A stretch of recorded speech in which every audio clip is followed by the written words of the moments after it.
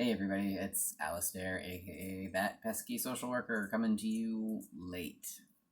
Real late. Sorry. So there's an emerging theme that I've known about for a while, but now that I'm doing it on a public platform, it's become more obvious when something is difficult for me, I put it off. And making today's video was going to be really difficult, which is why I put it off. Today's video is going to be about self-acceptance and my process, sort of, I guess, my only step one that I figured out. I will disclaimer right now, I am not a guru who has all the answers, okay? I am figuring this out, and I am hoping that you will go on the journey with me and that what I say is helpful. So the step one that I have figured out for myself in all of this, in terms of self-acceptance. So I had a moment where my external rejection, meaning my asking someone for a need, was refused, and an internal need that touched on that also got set off. And by that, this is a relationship that has decided to come to an end, and it set off a lot of the trauma bells and whistles, which is why I made sure to really take time before I sat and spoke with the person, because I wanted to get a lot of that out of my system. But in terms of the self-acceptance, I'm not really going to get into the drama of it. I want to get into the process that I used in the moment while I was having the conversation to work on the self-acceptance and to work through the rejection that I was feeling, both externally from not having that need met and also internally from that invalidation and that self-loathing of you will never be this, that, or the other. Okay. So when I was having that conversation with that person, I felt a lot of hurt. I felt a lot of shame. Like I said, it hit all the big buttons. I'm a big proponent of something called multiplicity of self, meaning that basically there's a lot of different kinds of self. And I think that throughout life, particularly as somebody who came from a complexly traumatized background, there are fissures and fractures that happen throughout your life that sort of break up. I don't want to say break off or get rid of parts of who you are, but it definitely causes some splitting in those moments, in terms of which side of you is going to override, and 9 times out of 10 it's going to be the protective side of you that tries to keep you safe. Just spoiler alert on that one.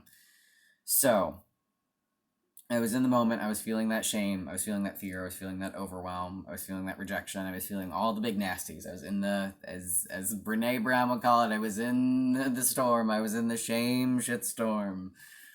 And I didn't want to be an emotional reactor. I wanted to be an empathetic responder. And so the self-acceptance, because I'm sure you're like, where the hell is self-acceptance in all of this? The self-acceptance came from when I took a moment, and the person that I was talking with was really patient and gave me the space to do this. But I sat there and I closed my eyes and I imagined a gymnasium, like a empty gym, with a circle of chairs, like a group therapy meeting, like a men's meeting, AA, something like that. And I imagined different versions of myself from different points in my life that were set off by this conversation with this person and the emotional outcome. I imagined them sort of all sitting down and having a say. And I know that sounds a little odd. Visualization is very important for me, and depending on sort of which school of psychoanalytics you subscribe to, some people actually really encourage that. No, it's not a form of psychosis. That's different. This is an internal, within the mind's eye kind of guided meditation, but you're the guide. And I looked at all the little Alistairs and the older Alistairs that were present, that were set off by that conversation, and instead of being an emotional reactor and letting that chorus of hurt Alistairs have their say. Internally, I let them do that. I took a moment and I paused and I sat and I listened to myself and I was like, okay, what's the internal tally? Who's got to say what? Like, raise your hand, say your piece. And I went down to each part of myself, the very little kid part of myself with fear and abandonment issues, the teenage part of myself that has to do with attraction and relationships, the person that I was when I met this person.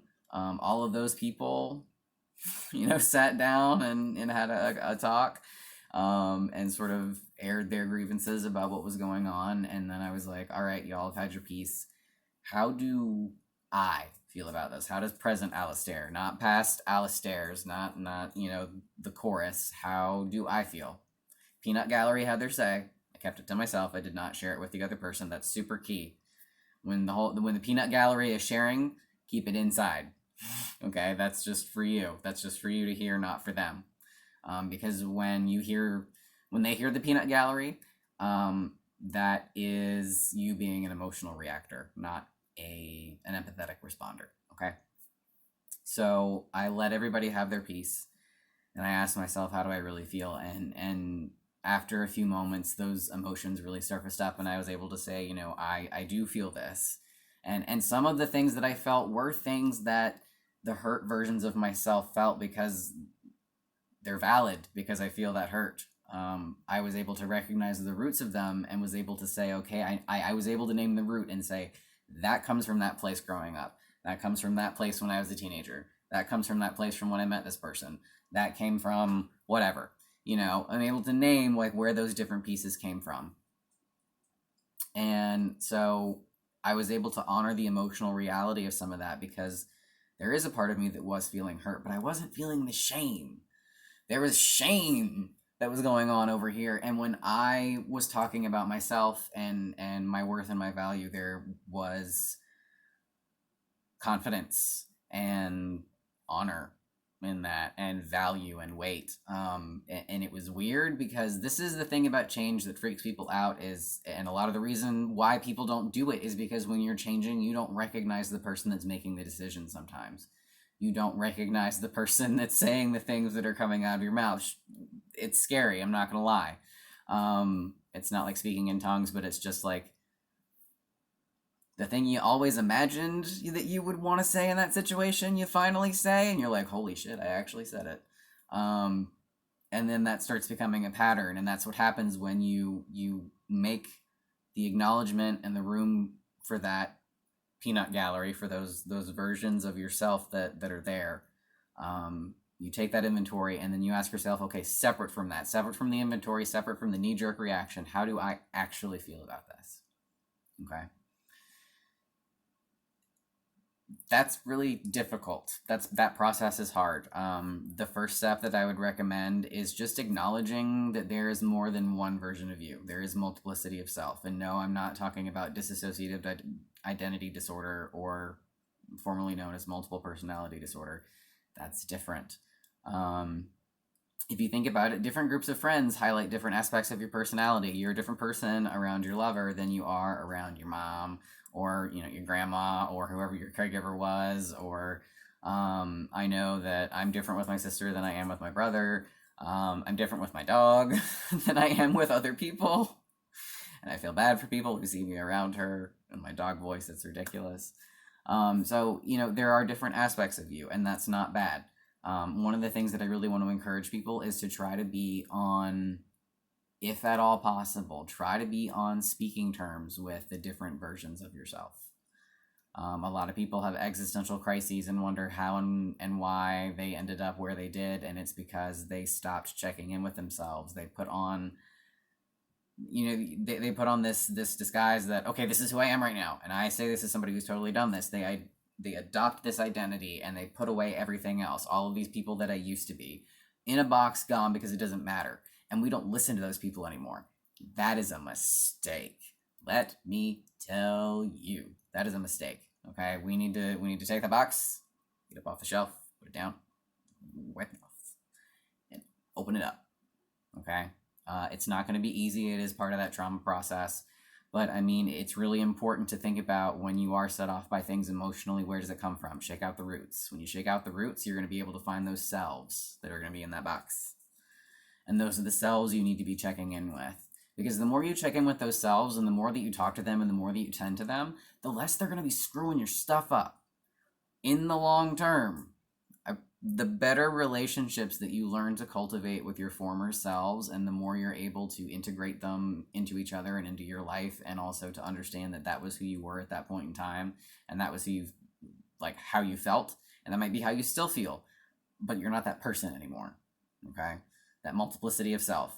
It's important to check in with everybody, including the current self, and it's also important to make sure that the current self is the person who's speaking and not the peanut gallery that we keep, tucked away. There's a reason it's down here. Okay. So thank you for bearing with me. I hope this has been informative. I hope it's been helpful. I apologize for being personal. It's the only way I really know how to teach and explain things. So hopefully it's been helpful. If you have any questions, comments, concerns, let me know. Sorry that it's been super late. Again, when stuff is hard, I avoid. This is me getting over my avoidance. So thank you for bearing with me. I appreciate your time. I appreciate your patience. Stay safe, stay healthy. Have a good night. Bye-bye.